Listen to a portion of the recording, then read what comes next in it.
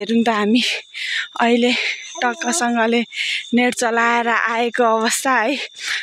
अब रातिको लगभग कति बजिसक्यो घडी हेर त केटी हो, रातिको 11:42 भइसक्यो। अहिले हामी चाहिँ नेट चलाइसकेर घर जाने तर्फमा लागेको छौँ। र के भन्नुहुन्छ गाइस, नेटको क्रेजी, इन्टरनेटको क्रेज यस्तो हुन्छ।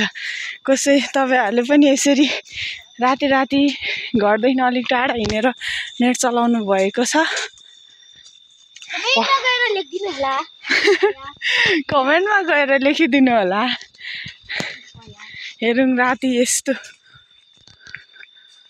अँध्यारोमा पनि हामी यति मेहनत गर्दैछौँ मात्र के को लागि? नेटको लागि। मात्र नेटको लागि, मात्र नेटको लागि यति साह्रो मेहनत गरेर हिँडेको है हामी। हामीलाई जोस जाँगर आउँछ। मान्छेको यतिखेर 2-3 निन्द्रा पुगिसक्यो, हाम्रो भर्खर जोस जाँगर आएर यहाँ हामी हिँड्दैछौँ भर्खर नेट चलाएर।